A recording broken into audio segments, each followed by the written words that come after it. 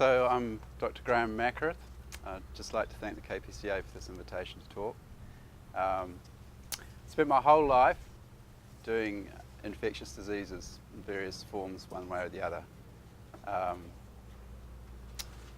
I was born on a mission station, and my father was the doctor, and he used to bring lepers from around the islands back to a leprosarium, and he used to travel around and treat people for TB, so infectious disease was a major focus of his life.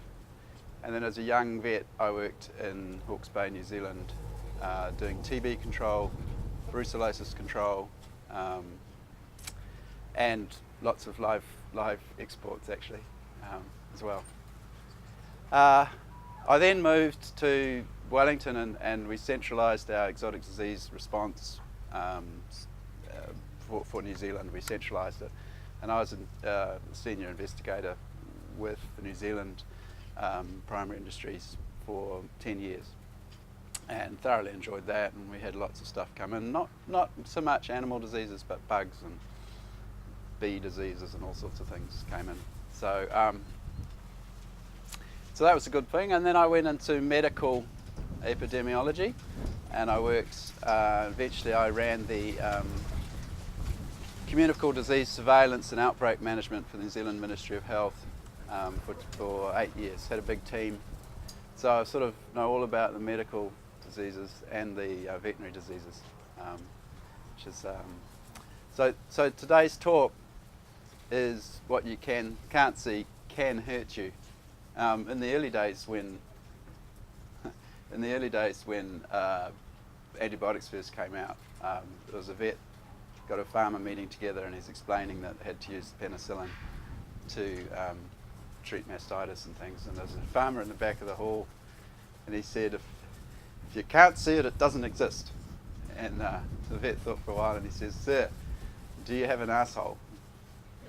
And that's the thing, the bugs we're talking about, you can't see. And so the precautions you take to protect yourself, to protect other animals from getting sick, to prevent spread between farms, and to stop stuff coming into Australia are all exactly the same precautions. They're dealing with something you can't see, and therefore you have to be a bit sort of hyper vigilant about doing that. So I've made up a sheet today because there's no PowerPoint, so I'm going to pass out a sheet. And on it are some of the bugs that you can catch working with animals. Also on the back of the sheet is all the bugs that we're worried about coming in to Northern Australia, because Northern Australia's position right up against Asia and Timor, and the proximity and the amount of travel that's occurring now puts us under a bit of a siege. So I'll just pass out that sheet. Yeah, I'll just grab one.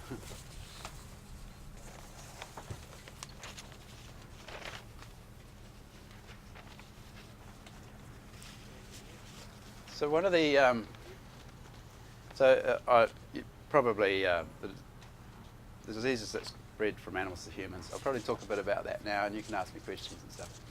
One of the things I investigated in the medical side was a Tongan man who bought a pig, and he cut his pig up like he always had, and he slaughtered it for a family festival celebration.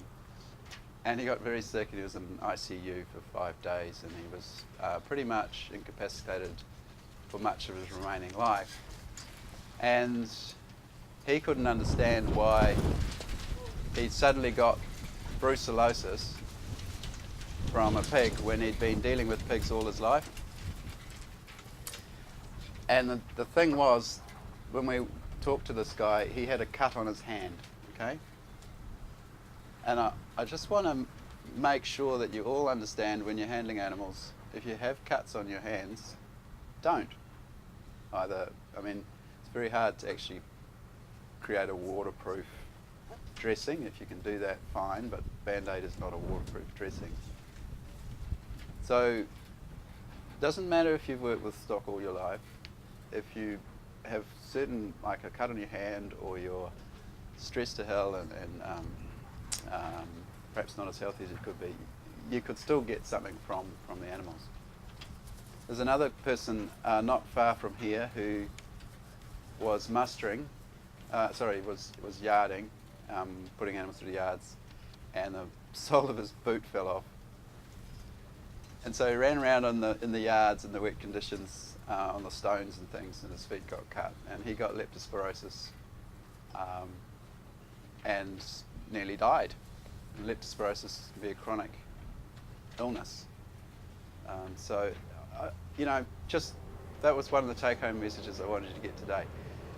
Be careful around animals if you have cuts, and if the animal's sick, then it produces far more bugs than it would normally do, and so you should be careful around sick animals. And the kinds of things we mean by that is you set up a place where you can change out of your boots and overalls or your boots and clothes, and you have disinfection, which might just be laundry powder in a bucket. But you actually take the trouble to get prepared and protect yourself, because those sick animals will be sick to other animals. So on your list, your lepto's at the top, and you catch it from the urine of the animal, or from, if it's aborted, from the sort of birth products, and normally gets into your eyes or your mouth or into cuts. So that's how lepto spread, and there's been a bit around. I think, Bryce, you've found a few cases lately in animals. So it's here, and you need to be careful.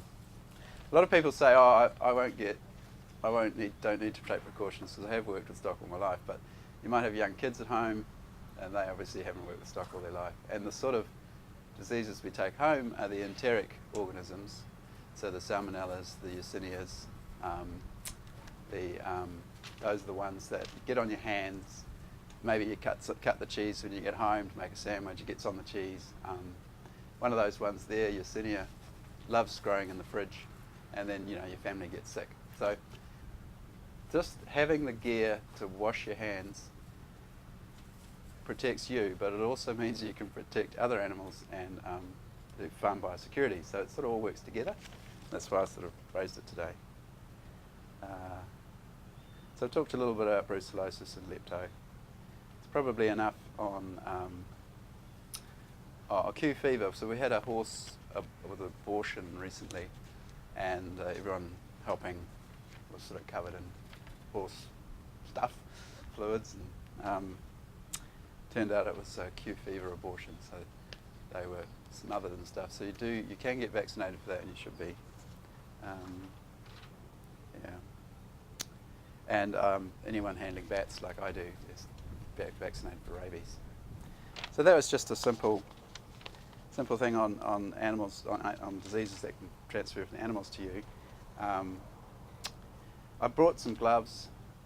If you don't have gloves, come up and take a big wad of them, take them home, and then get yourself sorted out for a future supply. I'll just leave those there. So most of these things will get onto the food, and then through food poisoning, that's how most of these things are caught. And the old adage is you cook the product, you cover it, you chill it, which message doesn't get through often. So that's how foodborne outbreaks generally go wrong, is people fail those basic steps. Okay, so that's enough about animal to human disease. Does anyone have any questions about that stuff? No, good.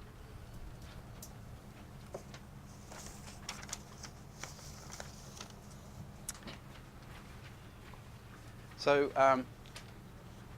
one of the things, there's a number of diseases that we're worried about coming into the north of Australia, and it's due to our proximity and to insects blowing across, shipments coming in, so boats, people on boats, animals that might sneak in.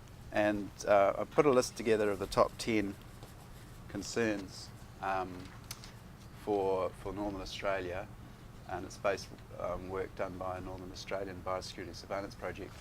And obviously foot and mouth disease is at the top. Foot and mouth disease, I had the pleasure, I suppose you could say, the experience of going to the UK early on and working there throughout the big epidemic in 2001. And when I arrived, I think there was 17 properties being killed out, and I think after 3 months we'd done 1,500 farms, and the transmission that was occurring was initially with this movement of animals, but a lot of the transmission was simply people handling animals on one property and then handling animals on another property. Foot and mouth disease virus is not that far away in Asia, and it only needs to get on the person's clothing, or if they brought food like meat products with it in it back in. So maybe you have a backpacker arrive on your station. They shouldn't be touching animals until all those clothes have been washed, and never should any food go to animals. So there was a story from Canada many years ago where a visitor to Canada threw a ham sandwich into the pig pen at a piggery, and the pigs all got foot and mouth disease, and Canadians didn't believe it at first because they couldn't think they're a long way from anywhere with foot and mouth disease, so they didn't handle it straight away properly, and it spread. The way foot and mouth disease gets into countries is normally meat products being fed to pigs, and there's an awful lot of meat products get smuggled across the border into Australia every year. In the UK outbreak, the index farm, the farm that first got disease, was feeding swill or Chinese takeaways and all the waste products from a Chinese takeaway, and we think that pork, contaminated pork, was fed to those pigs. So that outbreak set the UK back. It was a human tragedy of incredible proportions.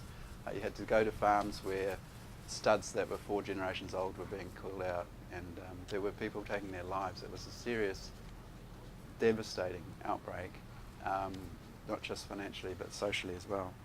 And the whole thing came about from feeding stuff to pigs that shouldn't be. So just be careful if you've got people coming on your place that you go through this biosecurity check with them. You know, have they been near animals? If so, all the clothes get washed. Have they got any food that doesn't get fed back to animals? Yeah, so that's foot and mouth, and be remiss not to remind you of that given its importance to Australia's trade.